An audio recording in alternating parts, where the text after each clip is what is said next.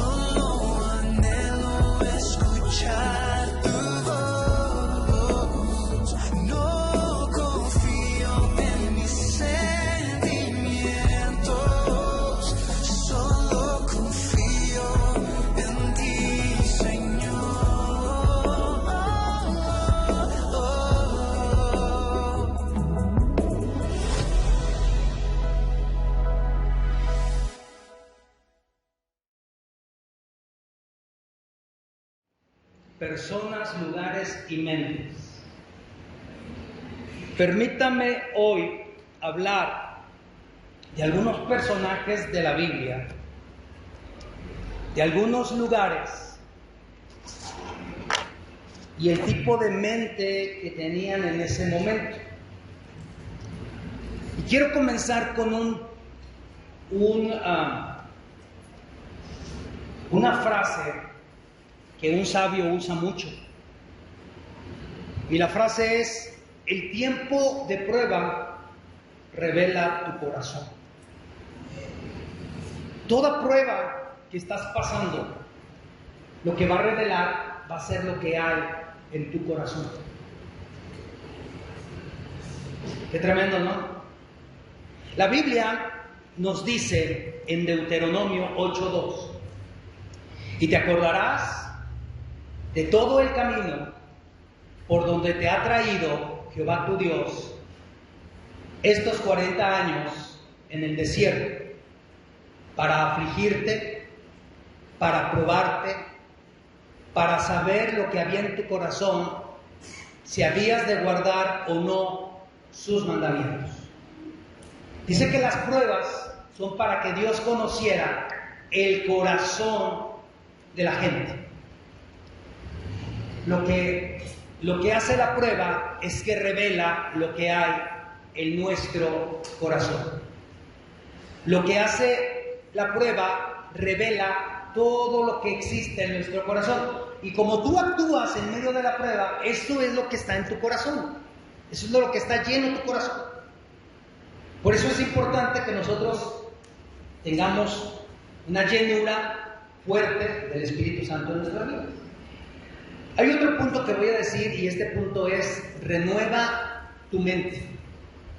Es muy importante, la Biblia nos exhorta a renovar nuestra mente, a que la mente no se quede ahí. Hay gente tan estancada en su mente que por años ha creído algo y no se renueva y no la sacan de ahí. Sí, no la sacan de ahí, están. Pero la Biblia nos exhorta a renovar nuestra mente. Por ejemplo, miren, en Efesios, en el capítulo 4, verso 23, la Biblia dice: y renuévense en el espíritu de su mente. Eso es lo que nos dice Efesios. Y renuévense en el espíritu de su mente. Pablo, hablándole a los romanos, en el capítulo 12, verso 2, en pantalla, dice: no se conformen a este siglo, sino transfórmense por medio de la renovación de su entendimiento. Entendimiento nos habla de mente, para que comprueben cuál sea la buena voluntad de Dios, agradable y perfecta. Entonces estos dos versículos nos dicen que tenemos que renovar nuestra mente. Si recuerdas, el tema hoy es personas, lugares y mentes. ¿Sí? Según el tipo de mente que tú tengas, es como tú vas a actuar en el tiempo de prueba, o en el tiempo de felicidad, o en el tiempo de abundancia, o en el tiempo de escasez, por mencionar algunas cosas. Según el tipo de mente que tengamos, según cómo nos veamos a nosotros mismos, y según cómo nosotros creamos la palabra del Señor.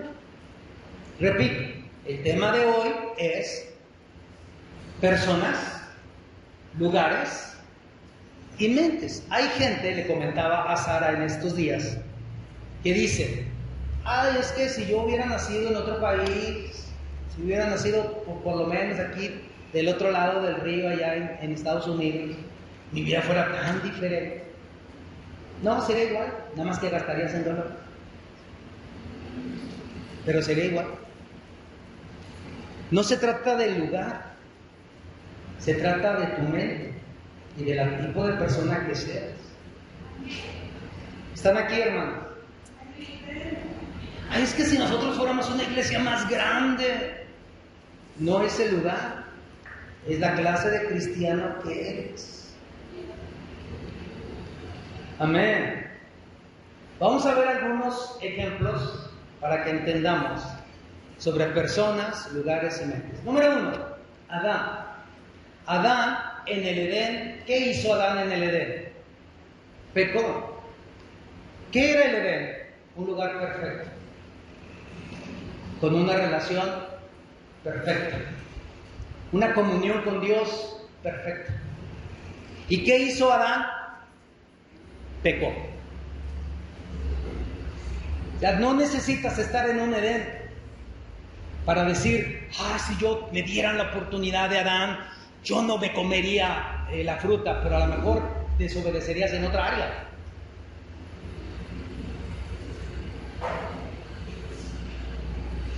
Adán y Eva pecaron y estaban en el mejor lugar del mundo. Hay gente hoy en día que está en la iglesia, que para mí es el mejor lugar del mundo, y sigue pecando. Así es que no nos vamos a admirar de Adán y Eva, porque muchos vienen a la iglesia.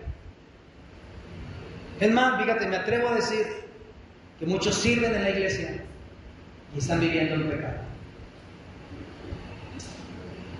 Pero hoy es día de misericordia, no de condenación. Pero si Dios te está hablando, arrepiéntete.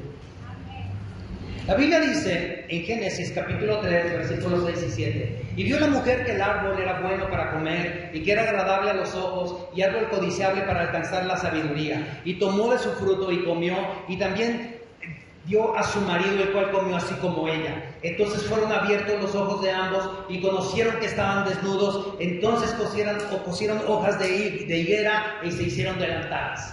Aquí encontramos la situación. Sabemos que Eva tuvo una plática con quien no tenía con quien platicar, no debía de haber platicado. Dicen que la primera charla motivacional la dio Satanás en el huerto del Edén. No, ustedes pueden llegar a ser dioses. Saca lo mejor de ti. Es que Dios no quiere que tú crezcas. Y hay una motivación ahí de una charla y miren lo que pasó. Qué tremendo, ¿no? A veces pensamos que si estamos en un lugar, ese lugar nos puede hacer diferente. ¿Y por qué si estamos en la iglesia no somos tan diferentes? Si Cristo ya está en nuestras vidas. Contraste.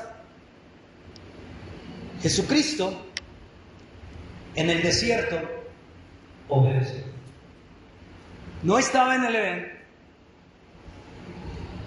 No había la maravilla de árboles del Edén. No estaban todos esos animales en el Edén. Él estaba en el desierto. ¿Qué animales cría el desierto? Arañas, víboras, alacranes, ¿sí? Puras cosas venenosas. Jesús no estaba en el mejor lugar, pero Él obedeció. ¿Saben por qué? Porque su corazón era diferente. Porque Él sabía que su obediencia a Dios no dependía del lugar. Dependía de quién era Él y de su Padre que estaba en Él. Tú has conocido gente que pasa por pruebas y luchas y continúa adelante, hermano. Y dice, no me voy a mover, como dice el pastor, dicen muchos, no me moveré por nada ni por nadie porque vamos para cosas grandes. Y está pasando tremendas calamidades. Y tú ves que otro hermano, porque trae una uña enterrada, ya quiere morirse y dice que ya le llegaron las plagas del Apocalipsis y es una uña enterrada más. Las pruebas de hoy, ya no tengo saldo, Dios, ¿qué voy a hacer sin saldo? Dios mío, dame fuerza. Esas son las pruebas de hoy, ¿no? Puede estar incomunicado. Nuestras pruebas de hoy, se va la luz, Dios. ¿Por qué? ¿Por qué se va la luz? Y luego en tiempo de calor. Y ya pensamos que nos sentimos en el Coliseo Romano. Esas no son pruebas, hermano. Jesús pasó una prueba en el desierto. ¿Y saben quién se le apareció? Aparte de alimañas y de todo eso, se le apareció el mismo diablo. Y igual que con Eva y Adán quiso engañar, pero Jesús lo paró en seco. Bendito sea Jesús. Mateo 4, 3 y 4 dice, y vino a él el tentador y le dijo, si eres hijo de Dios, di que estas piedras se conviertan en pan. Él respondió y dijo, escrito está, no solo de pan vivirá el hombre, sino de toda palabra que sale de la boca de Dios. Le tapó la boca al diablo. ¿No se ha preguntado qué hubiera pasado si Adán y Eva no hubieran comido la manzana? ¿No se ha preguntado? Yo sí. Pero mire, bueno, ya hicieron el mal de estos. No sé qué va a hacer usted cuando vea a Adán y a Eva en el cielo. Pero yo le voy a decir, ¿saben qué? ¿Saben qué? No era justo pasar todo lo que pasamos por su culpa. Pero como no hay condenación, no sé qué voy a hacer cuando los vea. Pero no me va a importar Adán y Eva. Yo quiero ver al Rey de Reyes y Señor de Señores, a Jesucristo. Y decirle, tú me enseñaste que aún en el desierto yo puedo salir vencedor. Tú me enseñaste eso. Yo puedo salir más que vencedor. Amén. Es el corazón, es la mente de las personas. ¿O no? Ayer Sara me comentaba que habló con los chavos sobre David. Bueno, quiero tocarte un poquito de David. Otro contraste, David, siendo rey en el palacio, adulteró.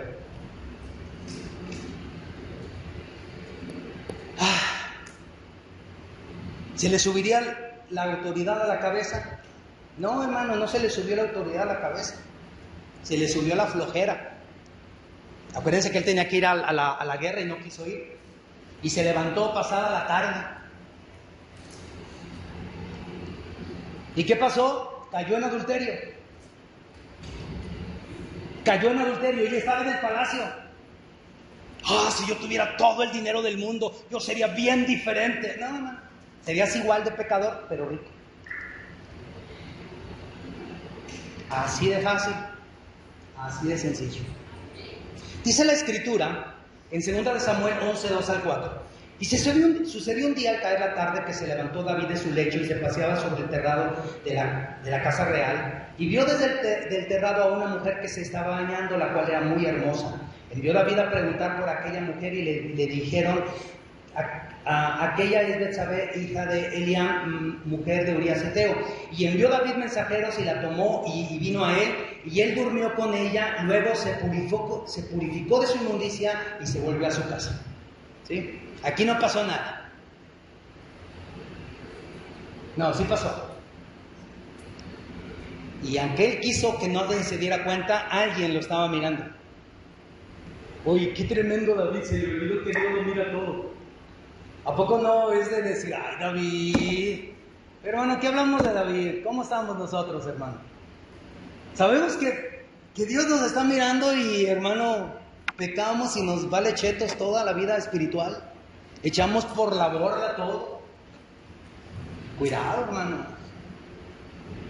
Tengamos cuidado. Estando en el mismo palacio, siendo rey, teniendo la autoridad de rey, le valió chetos y adulteró.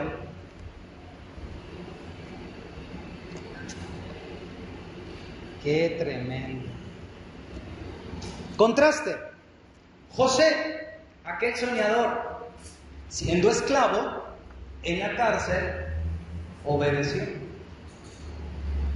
Yo sé que José llegó al palacio y fue segundo, pero él pasó por diferentes situaciones y aún estando en la cárcel, sabiendo que era inocente, él decidió obedecer a Dios. ¿Se amargó? No, no se amargó. Aún se dio cuenta que la cárcel era un buen lugar para hacer lo correcto. Es un buen lugar para hacerlo. Es que, ¿qué quiere, pastor? Me invitaron a una reunión y todos estaban tomando chévere. Y pues yo no me iba a quedar atrás. O sea, se viene la frase famosa de las mamás, que si tus amigos se tiran por un barranco, tú también te tiras.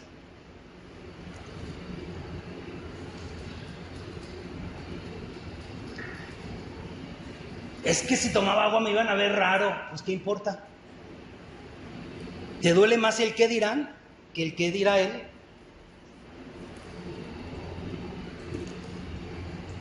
José estaba en la cárcel y ¿saben qué hizo? Obedeció. ¿Era el lugar? No, era la mente y el corazón de las personas. David estaba en el palacio y adulteró. No obedeció, quebró los mandatos de Dios. Y ahí se hubiera quedado todo, pero no, hermano. Todavía le siguió rascándole más al hoyo y abriendo un hoyo para tapar el otro. Y hermano, la vida de David se encontró en un terreno lunar, hoyos por todos lados. ¿Qué dice la Escritura hablando de José? Génesis 39, versos 20 al 22. Y tomó su amo a José y lo puso en la cárcel donde estaban los presos del rey. Y estuvo allí en la cárcel, pero Jehová estaba con José y le extendió su misericordia. Y le dio gracia en los ojos del jefe de la cárcel. Y el jefe de la cárcel entregó a José, en mano de José, el cuidado de todos los presos que había en aquella prisión. Todo lo que se hacía ahí, él lo hacía. Y dice el versículo 23, no necesitaba atender el jefe de la cárcel cosa alguna de las que estaban al cuidado de José, porque Jehová estaba con José y lo que él hacía, Jehová lo prosperaba. Amén. Una de las tantas escenas de José, le dio tanta gracia con el jefe de la cárcel que le entregó las llaves de todos, le entregó toda la autoridad. El otro se fue de vacaciones y no se atendía de nada porque José ahí estaba. Pero lo más interesante es que aún en la cárcel, ¿quién estaba con José? Jehová de los ejércitos. Algunos pensarán y me dirán, entonces, pastor, ¿Jehová no estaba en el palacio? Sí, sí estaba, pero David se hizo de la vista gorda, como decimos por ahí. Ignoró a Dios. Y José en la cárcel lo tenía bien presente. No es el lugar, es el corazón y la mente. ¿Están aquí, hermanos? Contrastes. Jonás. ¿Saben quién era Jonás? Jonás era un profeta. Jonás era un profeta.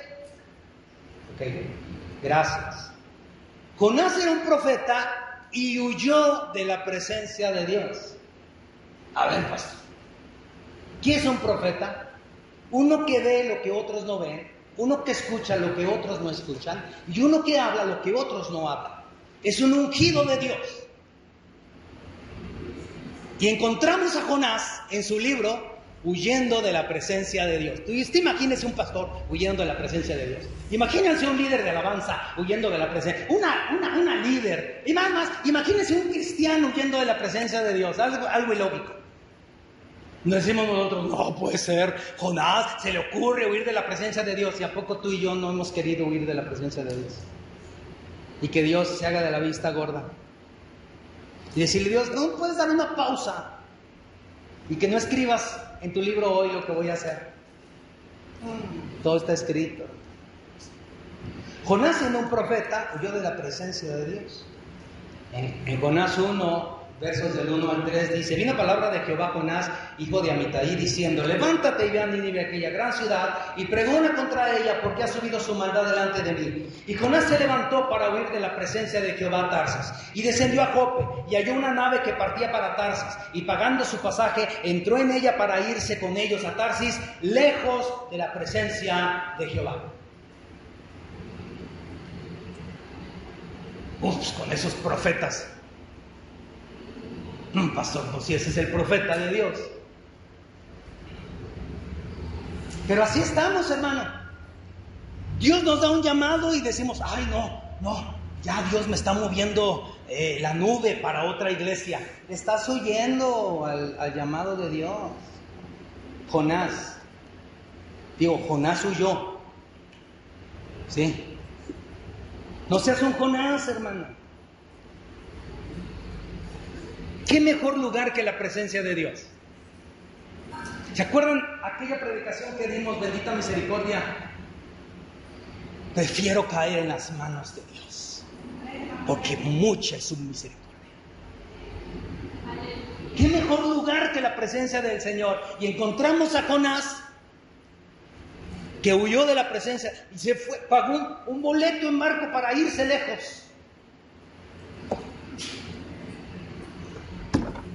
No le duró mucho el gusto, ¿sabe? ¿Quieres saber más de Jonás? Lea la Biblia, porque yo no me voy a detener. Nada más quiero ponerle ese punto. Jonás estaba en la presencia de Dios porque era profeta. Dios le habla y le da una orden y él dice que se levanta. Todos pensamos, ¿y qué va a decir la Biblia? Y fue y obedeció. No, dice que se levantó para huir de la presencia de Jehová. Contraste, Daniel, siendo un cautivo, confió en Dios aún en medio de leones. Algunos pensamos en Daniel y decimos: es que Daniel tenía una posición real allá en ese palacio, pero era un cautivo.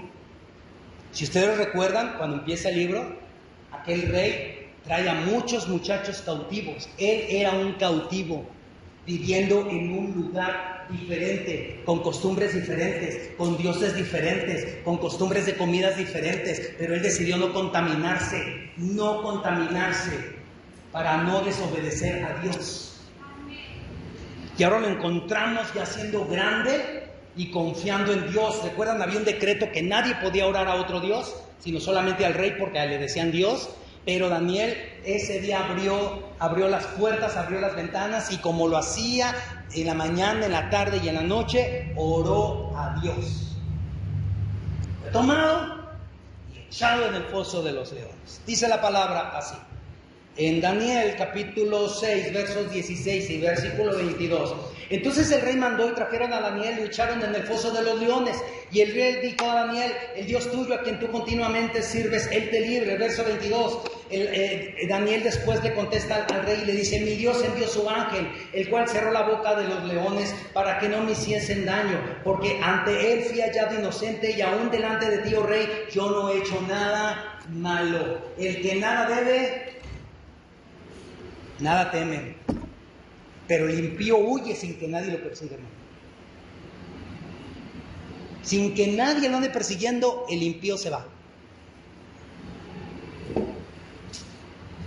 Cobardes, no huyan. No huyan. Es que ya no podemos, hermano, se levantó un decreto, que ya no podemos hacer esto, y ahora ya, y acá, y esto, y la política, y la nueva presidenta, y el otro presidente, y ay, ¿qué va a pasar de los cristianos? Tranquilo, aún en medio de los leones tenemos que confiar. Daniel sirvió mínimo a 3 reyes, y seguía firme. Y aun cuando lo metieron en el foso de los leones, él confió. Dijo, a mí no me van a comer. ¿Y saben por qué no se lo comieron? Se dice que Daniel no olía carne. No andaba en la chuleta, como dijo el hermano aquel puertorriqueño. No andaba en la chuleta. No andaba en la carne. Andaba en el espíritu. ¿Cómo ves? Tú nos meten al foso de los leones y... pastor, ¿para qué queremos al foso de los leones? Hay un chorro en la iglesia que me critican. Hay un chorro que me andan pelando el diente. Hay un chorro que ya me andan saboreando, andan queriendo mi lugar, andan queriendo mi puesto. Confía. Jonás, siendo profeta, huyó de la presencia de Dios. Daniel, siendo un cautivo, confió aún en el foso de los leones. No es el lugar, es el corazón y es la mente. Contraste, Abraham siendo un idólatra, fíjense, escuchó y obedeció a Dios, el llamado de Dios. Siendo un ¿qué? Idólatra. Algunos dicen, ay, Abraham, el hebreo, no era hebreo. Abraham el israelita, no era israelita. No, era un idólatra. Y el jale de él, juntamente con su padre, era hacer ídolos. Y Dios lo llama. El primer hebreo o el primer israelita, ¿saben quién fue? Isaac. Porque ni Abraham ni Sara eran ni hebreos, ni judíos, ni israelitas. Simplemente eran. ¿Y saben qué? Dios le llama y él obedece. Un idólatra. Y Dios lo pone como padre de naciones. Y siendo ya viejo. Mire lo que dice la escritura.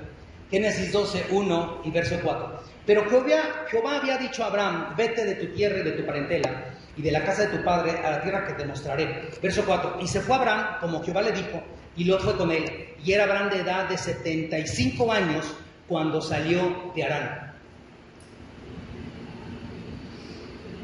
Interesante, ¿no?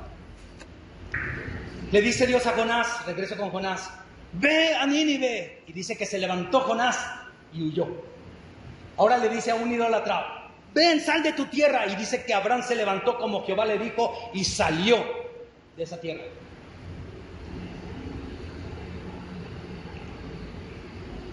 No menosprecies a los inconversos.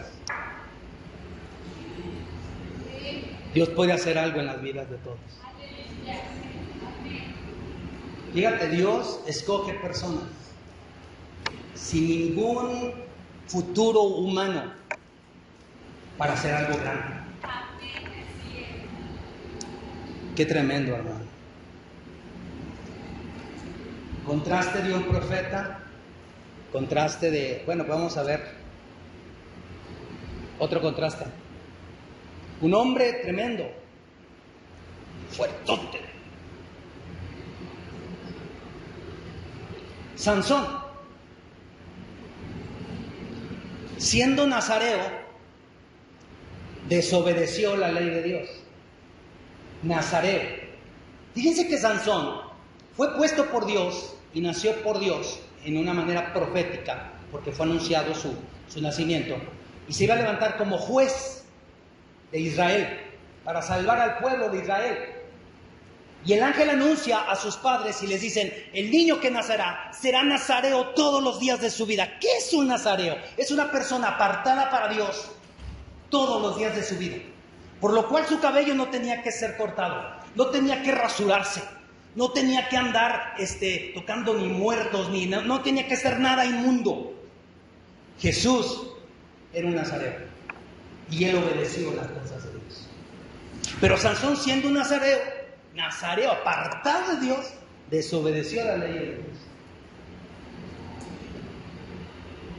En Jueces capítulo 13, verso 15, verso 5, la escritura dice: pues aquí concebirás, le dice el ángel, y darás a luz un hijo, y navaja no pasará sobre su cabeza, porque el niño será nazareo a Dios desde su nacimiento, y él comenzará a salvar a Israel de mano de los filisteos. Hay una promesa sobre ese niño. Él los va a salvar de mano de los filisteos. Pero en el capítulo 14, versículo 1 y 2 dice la palabra: descendió Sansón a Timar y vio en Timar a una mujer de las hijas de los filisteos, y subió y lo declaró a su padre y a su madre diciendo: yo he visto en Timar una mujer de las hijas de los filisteos, os ruego que me la toméis por mujer. Y el papá y mamá dicen: no se unan en yugo desigual. Pues me importa, y me la toman, y ahí hizo el berrinche el huerco, y ahí van los papás a pedirla. Déjeme decirle que este tiene un problema de faldas. Sí. Una vez andaba por otro lado y vio una prostituta y se metió con la prostituta. Y luego, para cambiarla de mal, les conoció a una tal Dalila, hermano. Cuidado con las Dalilas y los Dalilos. Porque aparte de que te dejan quebrado, te dejan ciego. ¿Quiere conocer más? Lea la vida de Sansón. Pero mire, para que entendamos un poco más sobre la vida de Sansón, en el 14:8 de Jueces dice: y volviendo después de algunos días para tomarla, se apartó del camino para ver el cuerpo muerto de león. Él había luchado con un león y lo había matado, y después se apartó para ver el cuerpo muerto de león, que ya estaba descompuesto, y como nazareo no se podía acercar a muerto. Dice: he aquí que en el cuerpo del león había un enjambre de abejas y un panal de miel, y dice la palabra que él extendió su mano y agarró de la miel y se la empezó a comer. Comió cosa contaminada y era nazareo. Y en el 16:20, parece que la predicación no es de Sansón, pero no, es contraste. Y le dijo Sansón: los filisteos sobre ti, le dijo Dalila. Y luego despertó él del sueño y dijo: esta vez saldré como las otras y me escaparé. Pero él no sabía que Jehová ya se había apartado. Damos una vida cruel, una vida sin propósito. Sansón, siendo nazareo, siendo anunciado su nacimiento, profetizado su nacimiento por un mismo ángel, le valió chetos el llamado, le valió chetos el voto de nazareo, le valió chetos la autoridad de papá y mamá, le valió chetos la autoridad de Dios, y lo encontramos haciendo lo malo. ¿Y dónde que eres juez? Nos debías de haber salvado de los filisteos, y ya te vas y te consigues una filistea. Qué tremendo, ¿no? Ay, Dios santo. Contraste. El pueblo de Israel salió de Egipto, pero murió en el desierto. ¿Por qué creen? Por desobedientes. Dios los salva con brazo fuerte. ¿Han visto esa historia los que estudiamos Éxodo? ¿No leímos acerca de Éxodo? Cómo Dios los salva y destruye todo. En ruinas queda Egipto. Y los saca con brazo poderoso. Y luego abre el mar. Y luego les da comida, pan del cielo. Abre la roca y les da agua. Su vestimenta no se envejece. Los pies nunca se les encallaron, nada. Y murieron en el desierto por desobedientes. Para eso me gustaban. El pueblo de Israel. En Números capítulo 32, verso 13 dice: y la ira de Jehová se encendió contra Israel, y los hizo andar errantes 40 años por el desierto, hasta que fue acabada toda aquella generación que había hecho mal delante de Jehová. Aquí encontramos otra cosa. Ay, qué triste situación, ¿no? Mire lo que pasa, mire lo que acontece. Dios dice: no van a entrar a la tierra prometida, a la tierra que yo les prometí. No van a entrar. Y van a andar vagando 40 años, y en esos 40 años me los voy a echar a todos. Van a morir. El desierto los va a matar. Acabamos de cantar fiesta en el desierto, y a esto los mató el desierto. Pero Jesús salió vencedor en el desierto, ¿recuerdan eso? Qué tremendo, ¿no? ¿No vieron la promesa? Es más, ni Moisés entró, hermano. También Moisés murió. Pero si en contraste vemos a Josué y a Caleb, fueron fieles en el desierto, y entraron a la tierra prometida. Fueron los únicos dos, junto con sus familias, que entraron a la tierra prometida. Solo dos familias de las que salieron de Egipto. Solo dos familias. Dos. En Números capítulo 32, versículos 11 y 12 dice: no verán los varones que subieron de Egipto de 20 años arriba la tierra que prometí con juramento a Abraham, Isaac y Jacob, por cuanto no fueron perfectos en pos de mí. Y dice el verso 12: excepto Caleb, hijo de Jefone Ceneseo, y Josué, hijo de Nun, que fueron perfectos en pos de Jehová. Estas son palabras mayores. Perfectos en el desierto. Cuando todo el pueblo murmuraba, Josué y Caleb se mantenían firmes. De hecho, Josué y Caleb fueron los que trajeron buenas noticias de los 12 que fueron a espiar la tierra. ¿Sí? ¿Se acuerdan de los 40 y 41? ¿Se acuerdan de eso? 10 de ellos dijeron: no podemos, son gigantes, nosotros somos como langostas, como grillos ante sus ojos. Y Josué y Caleb los hicieron callar y dijeron: no, vamos nosotros, sí podemos. Y ellos fueron, dice esta porción de la escritura, que eran perfectos. Esa palabra es muy interesante, perfectos, fieles. Yo puse fieles. ¿En dónde? En el mismo desierto. Cuando Moisés estaba en el monte hablando con Dios, el pueblo estaba haciendo sus becerros y Josué estaba en medio de todos ellos. Hay una porción de la escritura que dice que el joven Josué no se apartaba del tabernáculo. ¿Y quién creen que recibe la autoridad después de Moisés? El fiel Josué, porque fue fiel. Porque fue fiel. La porción dice que fue perfecto junto con Caleb. Imagínense nada más. Todos miraban a Josué y a Caleb y yo creo que todos se cuadraban y le decían todos: mis respetos. Únicos dos que salieron de la tierra prometida. Miren nada más. Únicos dos. Porque todos los que habían salido de 20 años para arriba, todos se murieron. Era una nueva generación. Qué interesante, ¿no? ¿No crecer? Si usted se ha dado cuenta, he estado diciendo una frase durante el largo de la predicación y la frase es esta: no es el lugar, son las decisiones que tomamos. No es el lugar, son las decisiones. Es el tipo de corazón que tenemos y es el tipo de mente que tenemos. Piensa ahora cómo has actuado ante las pruebas y las luchas. Piensa ahora cómo a veces le has permitido al enemigo jugar con tu mente y tu corazón y tus sentimientos. La Biblia dice en el libro de Hebreos: debiendo de ser ya maestros, todavía tienen necesidad de que se te dé la leche, que es para los niños.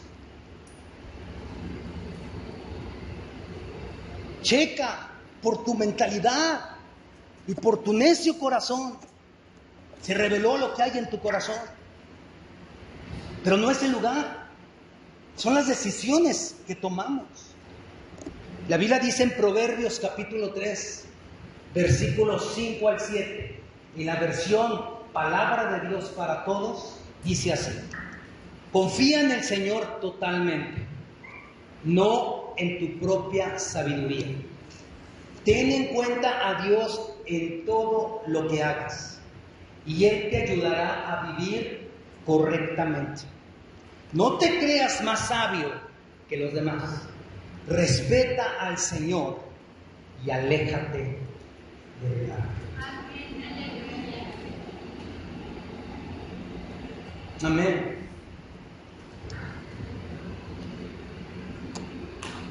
Pablo le dice a los Gálatas: tan necios sois, Gálatas, habiendo empezado por el Espíritu, van a acabar en la carne. ¿Quién los fascinó? ¿Quién los encantó? En otras versiones dice: ¿quién les lanzó un hechizo para que creyeran otra vez en lo pasado? Cuando Dios dice: no traigan a la mente las cosas pasadas, no las traigan a la mente. Y parece ser que es el pan de todos los días, las cosas pasadas, porque no has renovado tu mente, no has renovado tu corazón. Por eso viene la prueba y las luchas, hermano, y tú huyes de la presencia de Dios. Te haces amigo de los filisteos. Siendo rey, andas haciendo lo indebido en el palacio. Siendo un nazareo, un apartado de Dios, andas haciendo cosas que no debes de hacer. Dios te ha traído a un nuevo caminar. Es como una nueva tierra prometida, hermano. Y otra vez vuelves a ver el árbol que no debes de tocar y lo vuelves a tocar. Porque la mente no está renovada.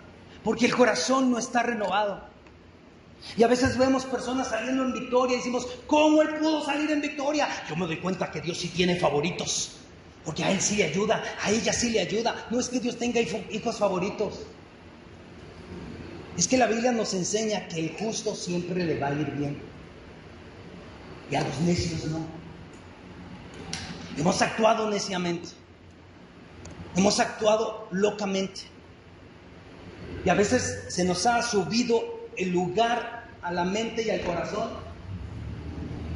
Y pensamos que podemos hacer lo que se nos venga en gana. Quiero terminar con algo que no está escrito en pantalla.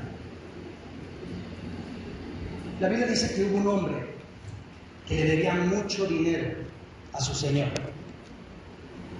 Y no teniendo para pagarle, le dijo, Señor, ten misericordia. Y el Señor le dijo, no, te vas a ir a la cárcel hasta que me pagues todo.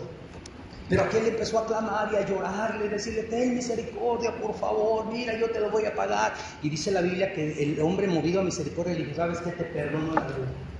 Ya no me debes nada. Aquel se fue contento, aquel se fue alegre. Se le olvidó, no, ya no iba a pagar nada, ya no iba a estar en la cárcel, ya toda la deuda quedó. Y era una suma tremenda, pero saliendo encontró a uno que le debía una mínima cantidad a este hombre que le habían perdonado. Y entonces le dijo, págame lo que me debes. Y aquel le dijo, mira, espérame, no he tenido, pero no, quiero que me pagues ahorita. Y lo agarró y casi lo cacheteó y lo metió a la cárcel por una mínima cantidad. Lo vieron todos los demás que habían sabido lo que el rey había hecho con él y fueron y se lo dijeron al rey. ¿Y él sabe lo que hizo al hombre que perdonaste? Dijo, fue y no tuvo misericordia de uno que le debía una mínima cantidad, sino que tú le perdonaste todo y aún no permitiste que fuera a la cárcel. Y aquel metió a la cárcel al otro por una mínima cantidad, no tuvo misericordia, se le olvidó el bien que recibió. Y entonces el rey lo mandó llamar y dijo, ¿has hecho esto? Si de gracia recibiste, no tenías que haber recibido de gracia. Ahora ya no te voy a perdonar esa deuda, me la vas a tener que pagar. Y aún así te tenga que vender a ti y a tu familia y a tus tierras, le vas a pagar hasta el último centavo. Y lo metió en la cárcel. Qué triste, hermano, después de haber recibido la misericordia, se le olvidó dar misericordia. Y entonces hubo un retroceso y se le volvió su deuda.